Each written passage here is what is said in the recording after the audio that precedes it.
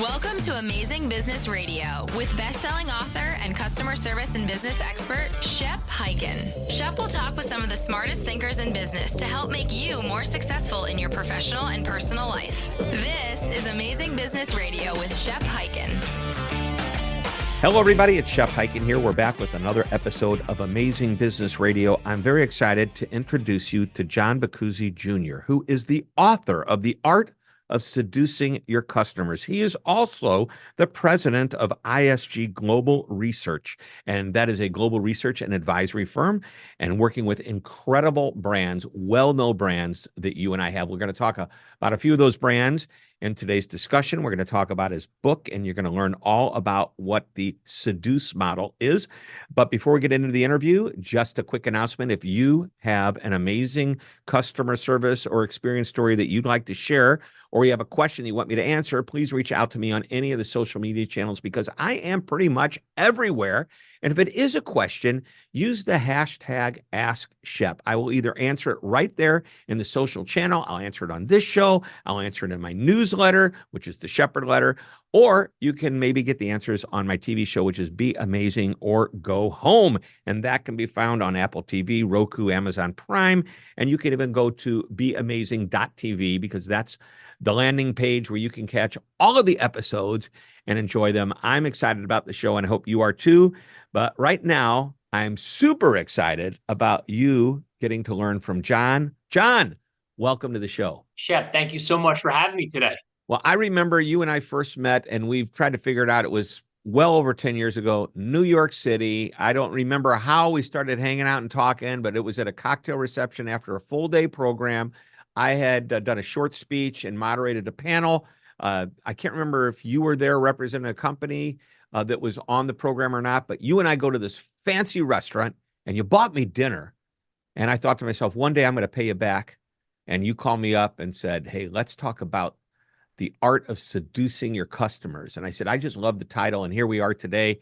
And this is a small way of saying thanks because I've just followed what you've been doing over the years. And this is a great book. I'll mention again, The Art of Seducing Your Customers, which is what we're going to talk about today.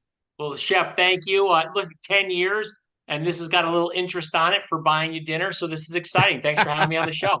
And I mentioned to you earlier, I remember what I had for dinner that night. I'd never had skate, which I guess is kind of like I don't know what the term would be, but one of those like a stingray. A stingray, yeah, stingray. It was delicious. And so thank you for introducing me to skate. All right. So well, first of all, what are you doing now today? Because I know back then you were with a brand and you've kind of done some different things since then. Yeah. So right now, Shep, I'm actually the president at ISG Research full-time. Mm-hmm. They're based out of Stamford, Connecticut. It's a global research and advisory firm. And we mostly focus on technology service providers and helping them work with enterprise clients like Carnival or Delta. And so customer experience fits in very nicely kind of with that whole theme because technology is going to have a huge impact here as we go forward with experience, right?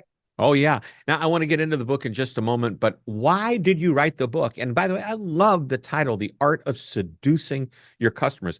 I think a while back, maybe about a year or so ago, you may have sent some emails out to people like myself who are in the world of customer service and experience asking what we thought of the title. And I love the title. I think customers want to be seduced. Yeah, Shep, and it's funny because it'll be 5 years this February, I did a TED Talk. It was on my bucket list. Mm-hmm. And I did a TED Talk at Bryant University. And the title of that TED Talk was, I was seduced by exceptional customer experience or service. And my wife came up with that title. And I said, Cynthia, I don't think I can pull this off. I mean, I don't know if that's going to be appropriate. It's a little risque. She goes, John, trust me. That's the right title. The artist, I was seduced by exceptional customer service. So we did it. I did the TED Talk. It was a great experience. And here we are 5 years later. And Shep, it's the #1 talk across several categories of experience videos and has almost 800,000 views. Wow. Congratulations. So tell everybody, what was the company that seduced you?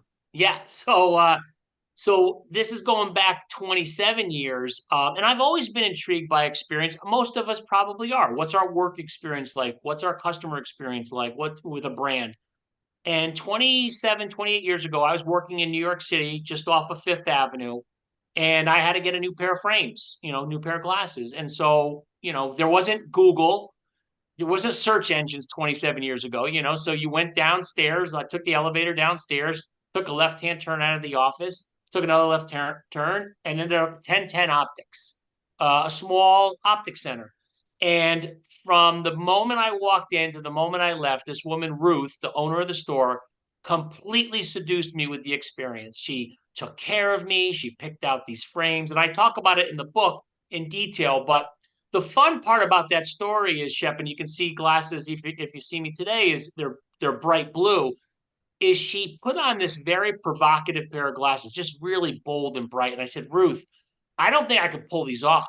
And I kind of feel, frankly, uncomfortable.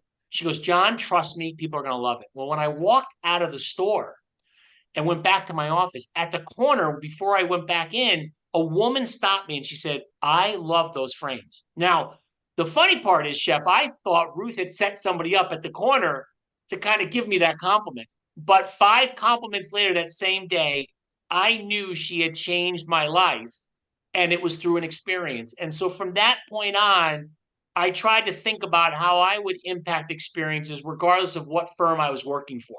Yeah. Well, just the other day, actually, it was Tuesday of this week.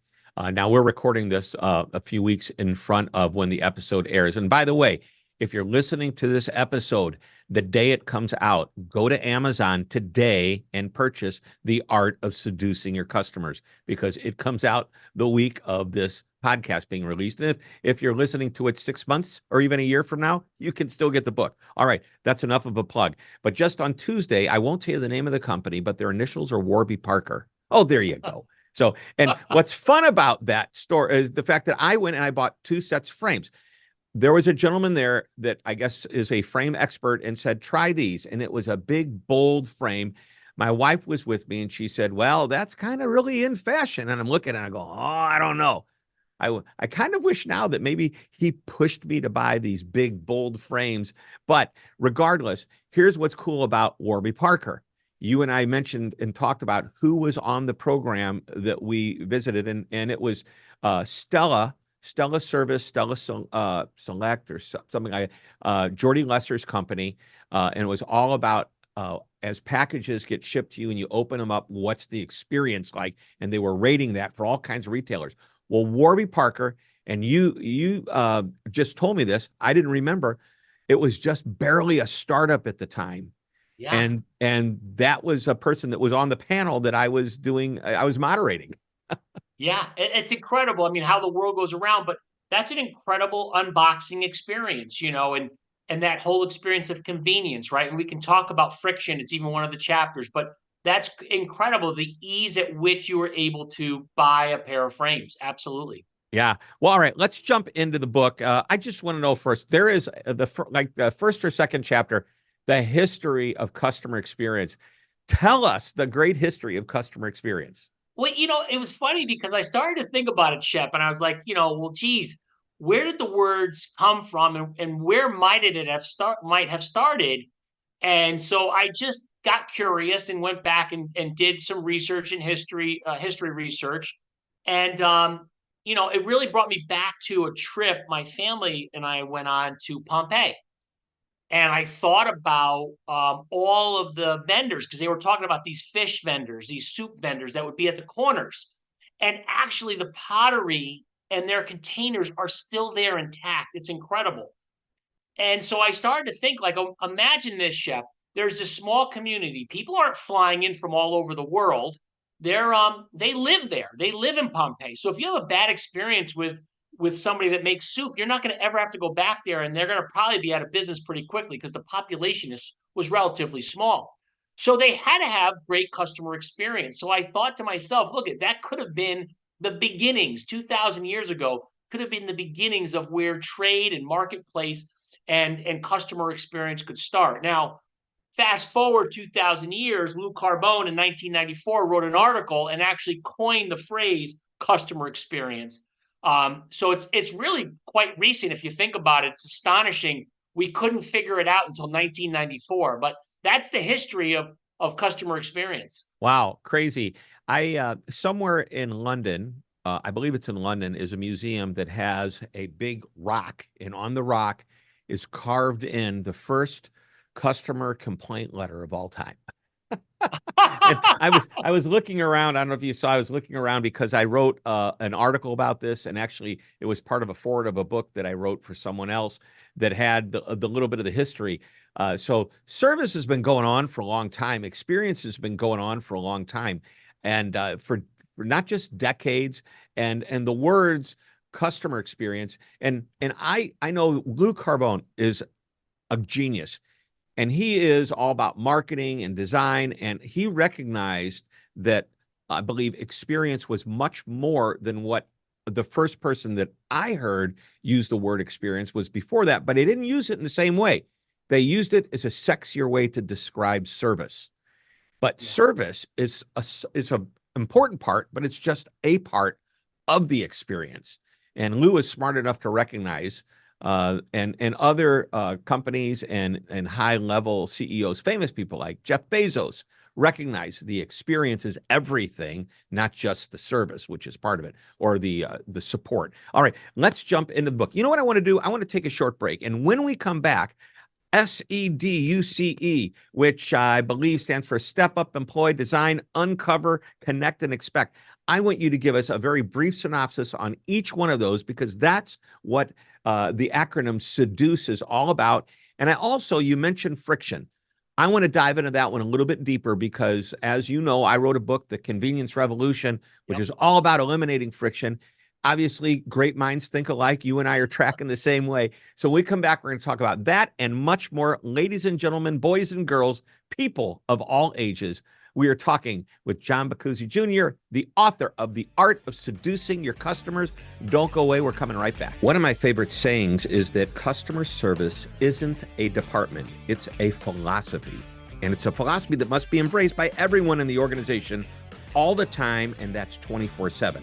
So if customer service is important to you, and I know it is, then you will love our virtual training, the ultimate on-demand customer service and experience training program that you can access anytime, anywhere.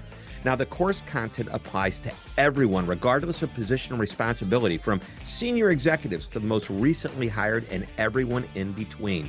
You'll discover tips, ideas, and strategies that won't cost your company a fortune, but will produce what I call moments of magic, those positive experiences, and it will happen at every level of your organization. So go to Customer Service VT. That's V as in virtual, T as in training. That's customerservicevt.com.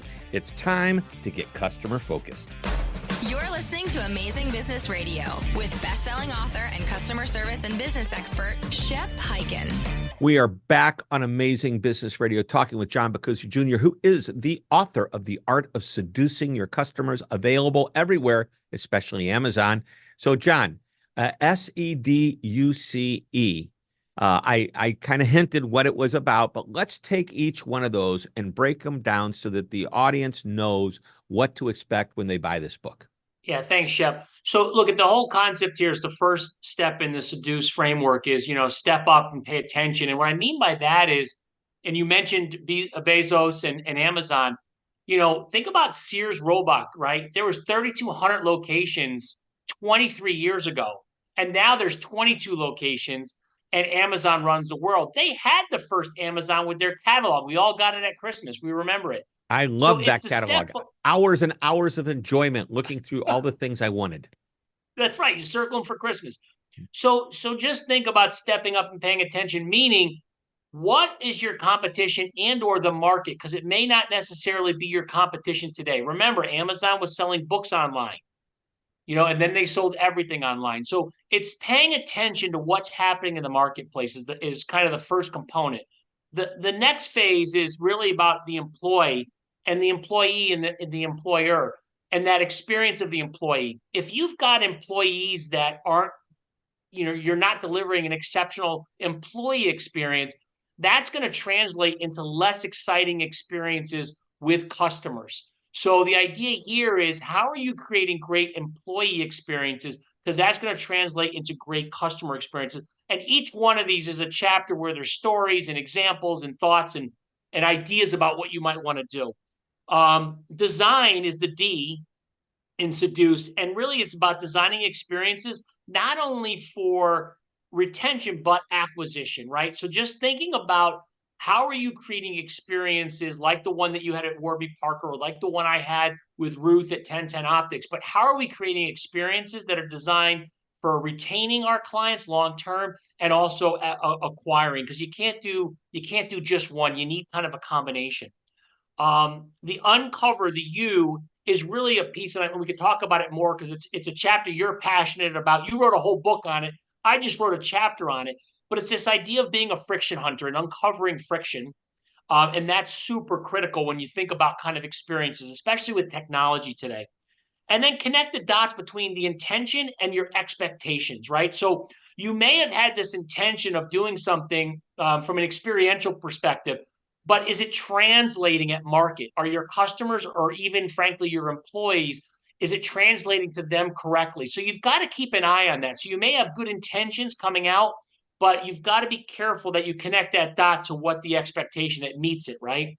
And then the final piece is really thinking about the future, right? So look, we have to expect the E. You have to expect competition and technology, and they're going to continually change the market, right? Think about the yellow cab that was, $1.2 million to buy a medallion, and today there's Uber. And what are those medallions worth? About 200,000 right now. Yeah. So depending on where you are, that was one of the big things I remember, the medallions losing their value. And boy, I love your framework for this. And as I look at that last one, E, if there's ever been a time to expect technology to potentially change and in some cases disrupt you, now is the time to take a look at it.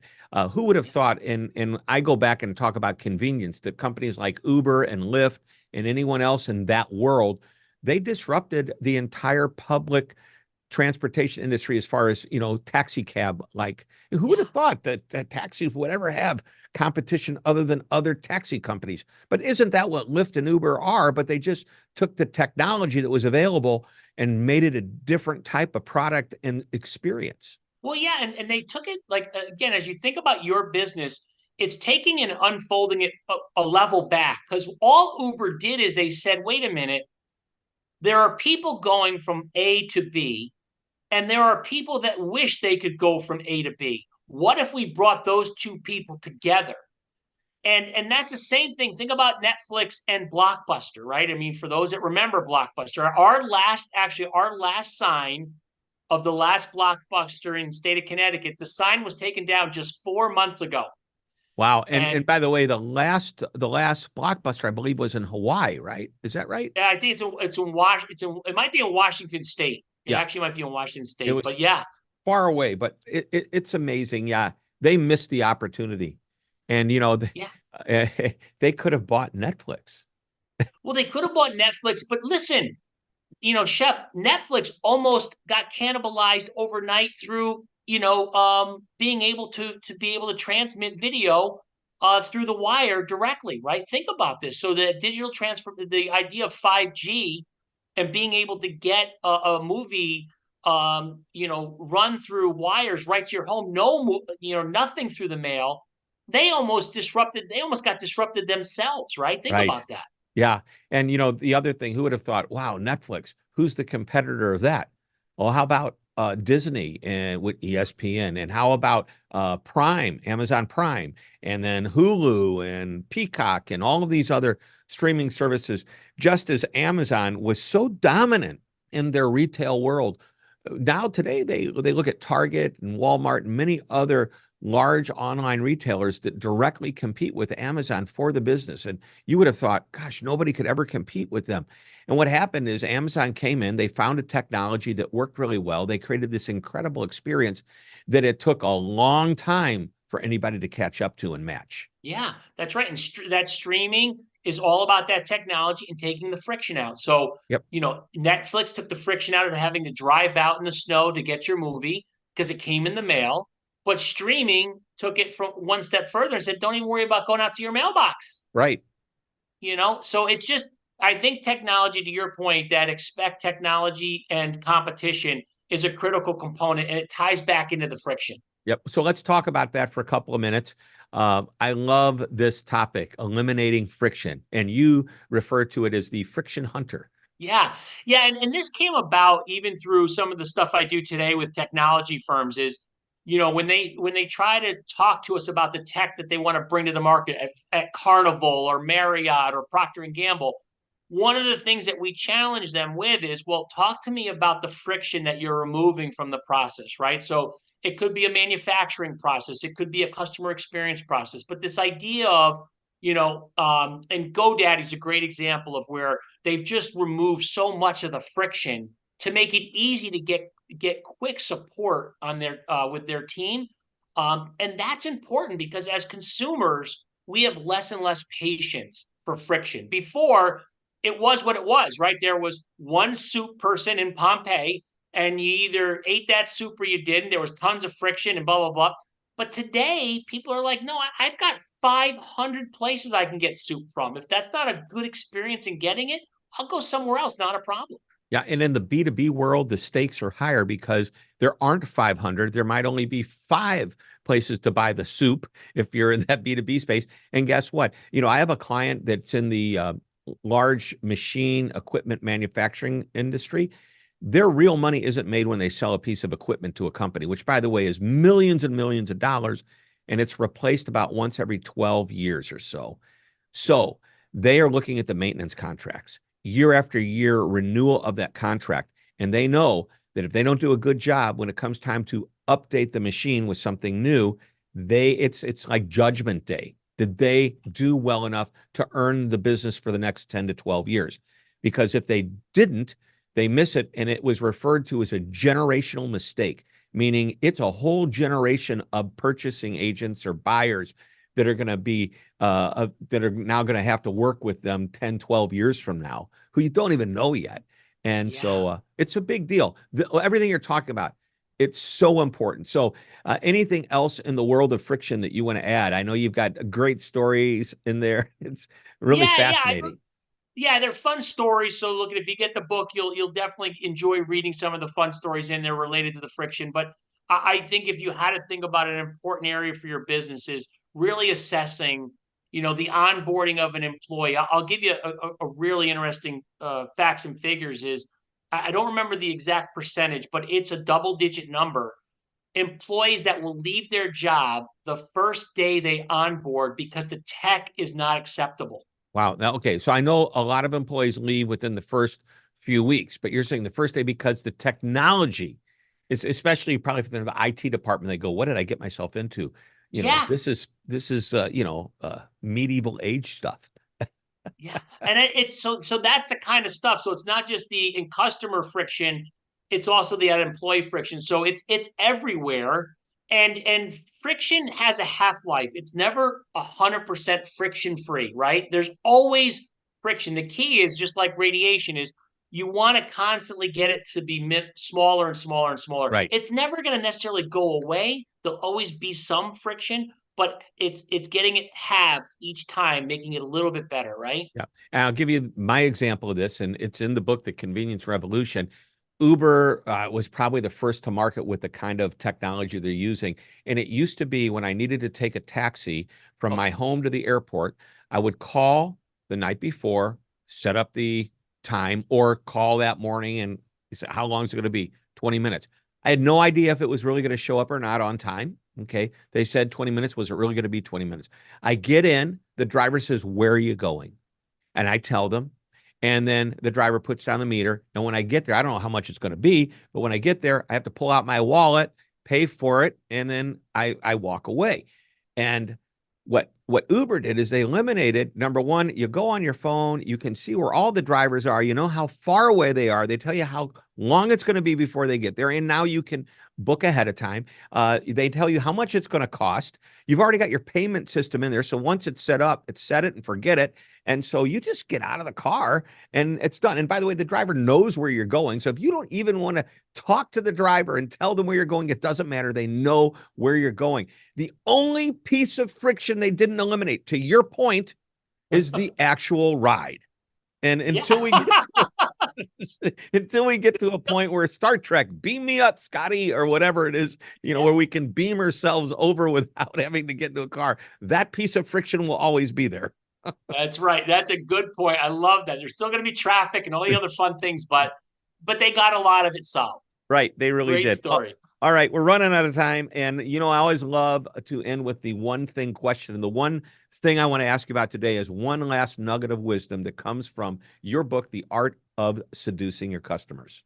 Thanks, Shep. Yeah, look, there's lots of good tidbits in the book, but if I had to share something that you can do, whether you read the book or not, is as executives at your firm, regardless if you work at UPS or Procter & Gamble or Marriott or Carnival or even a small retail store, is go and live the customer and employee experience yourself at your own firm and your competition, and find those friction areas or those areas, because sometimes we get stuck on the idea of cost optimization and cost savings and all these things, but it may be at the sacrifice of experience.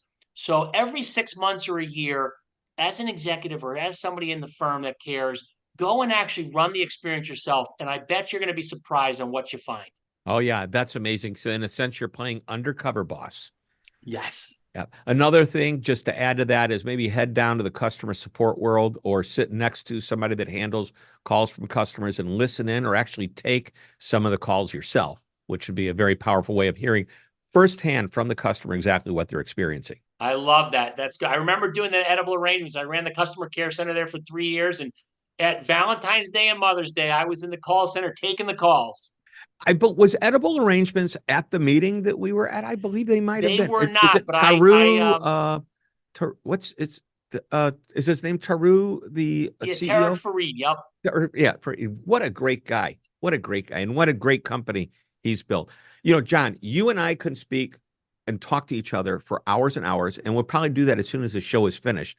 But for right now, we have to wrap it up. John, I want to thank you for being on the show. It's been great. This is why we call it Amazing Business Radio. Yeah, thanks so much, and thanks for being amazing. Well, thank you. And remember, everybody, the book title, if you haven't remembered it already, is The Art of Seducing Your Customers. Go to Amazon, buy it today. Thanks for listening. We will be back next week with another amazing interview. Until that time, this is Shep Hyken reminding you to always be amazing.